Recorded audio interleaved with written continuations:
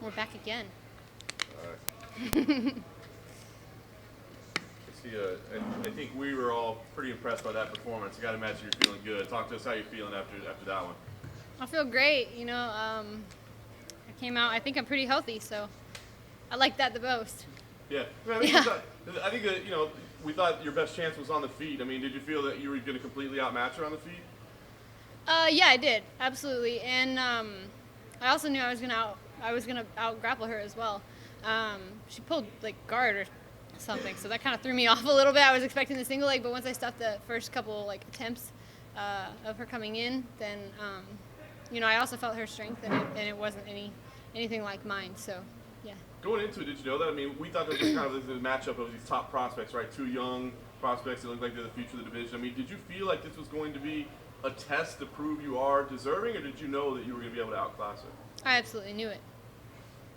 Do you have faith, it seems like you're one of the hardest hitters in the division, and a lot of women can't match your strength. Do you just you take a punch and you think, okay, there's nothing here, and then you can just march forward? Is that how you feel in there? No, the idea is never to just take a punch and then just march forward, but I do know that I possess the strength that not many women, if any women in the division, possess the strength that I have.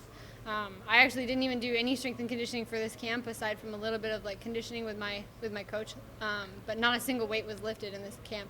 I just hit hard and I put in the work, and it doesn't come from strength training. It comes from hitting over and over and over and over and creating that power.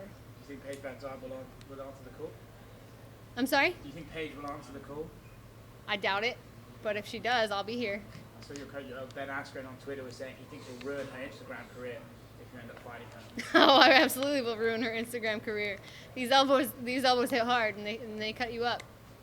Whose decision was it to not lift weights? I mean, was that like a philosophical change that your team came to? No, I put on a lot of muscle and a lot of body mass, both body fat and muscle, really fast, especially when I'm eating correctly and training as much as I do. So I just put on weight really fast. So the strength side, I knew that I'm strong enough to fight, and honestly, your whole job is to go into a cage and fight. So your whole training should be fighting, and that's kind of the approach I've taken, at least in this camp specifically, is do more of what you already do. So if I'm going into cage to fight, I should probably train fighting more. When we talked to you ahead of the fight, you said that strawweight was still a possibility for you. I don't know how hard the weight cut was. I mean, obviously, you had to get behind the hoop and all that good stuff. I mean, so talk to us about how the weight cut was, and in retrospect, I mean, do you still feel like strawweight is a possibility or not? I do, and then, like I said, it's been a work in progress because I've been working with the Performance Institute in Clint. It's been a year, and we've seen huge changes in my my metabolic system. And so I truly believe that that's a possibility for me. It's just a process. It's not an overnight kind of thing. So I made weight, and I felt amazing. I didn't have a hard weight cut. I maybe did like 3 baths and 3 or 4 maybe, I think. But either way, I made weight. I felt great. And it'll just take effort. It's discipline, and I'll make it. Do you feel like this was a statement win tonight? Putting away Jillian in the first round, very impressive. I do. I just did an interview back in the back, and the question was about like if I felt like this was the most impactful fight that I've had, and I think each one has shown a different side of me, and this one kind of showed the just brawler and just like run forward, strike, and ruin your life kind of fight. And then the debut was obviously great, and the JJ Aldrich fight was a good fight to show a little bit of adversity. So I think they've all made a huge impact in my career. And there's been some talk, leading into this fight that you were overlooking Jillian because of the Paige VanZant talk. Do you feel like you kind of silenced those critics with that win tonight? Absolutely. I don't overlook anyone. I train as though that person that I'm fighting is the best in the world, but that doesn't mean I'm going to give them the credit that kind of credit on social media either. So, yeah. Working a full camp of Rufus Sport, did you feel the difference in the cage tonight, just with some of the stuff you learned over this camp? Absolutely. I feel like I came out and I was prepared. In the back I was saying, I didn't feel as nervous as I did the last one, and that's only going to come with time. I'm going to get more and more confident in my abilities, but I just felt ready. I felt like there was nothing that she was going to come at me with that I wasn't already ready for. Training with Duke and Kush and Gerald and Ben, all of them have shown me different things, and different scenarios, and I never watched any film for this fight. Really? They watched it all, and they just prepared me for the scenarios that they thought would be shown to me. And Brendan winning earlier in the night, did that impact you at all? Just heading into the fight, give you a little bit of a boost? That did. When I was in the back, I was anxious because anytime I watch someone that I know and I train with fight, it makes me nervous. Being in the gym with people, with Brendan and all the guys at Rufus Sport, I mean, they're like family. They call me one of the guys. So I definitely feel like it's kind of a family kind of thing.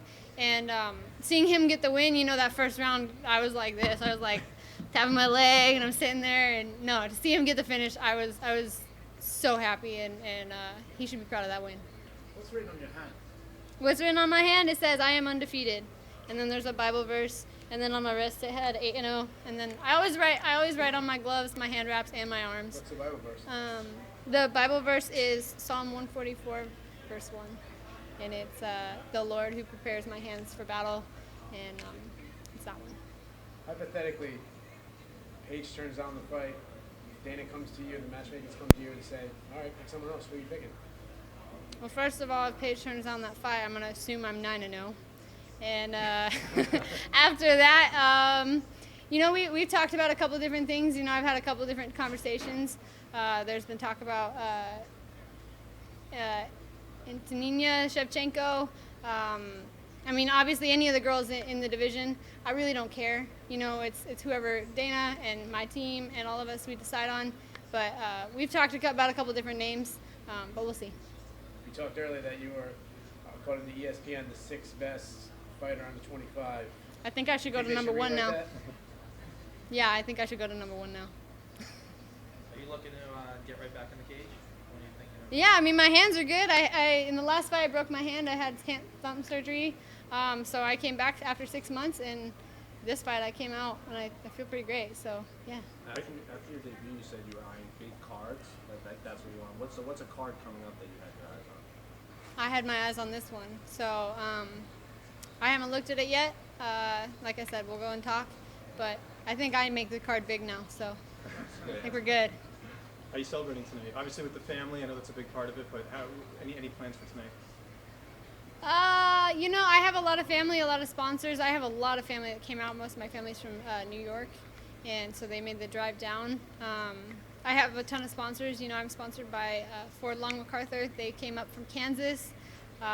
Toyo Tires. I have a lot of people behind me who are here and who want to celebrate with me, so I'll probably go hang out with them. You're undefeated. You just mentioned this was a big card. You're on the main card against a ranked opponent. I mean, you have one of these wow moments, eye-opening. That said, do you think you deserve to be in a co-main event or maybe even a main event next? I believe I belong at the top. Yeah, absolutely. I'm someone that people want to watch fight, and I'm an exciting fighter. So I can guarantee that anytime I come out, I'm gonna come out swinging, and I'm gonna come out for a finish. So I definitely belong in the main event spot or a co-main event spot because it's kind of like the grand finale. I feel like that fight that I had was a finale fight. Are you going to ask for it? Yeah, sure, why not? We good? Congratulations. Thank you. Sorry, those lights are killing my eyes.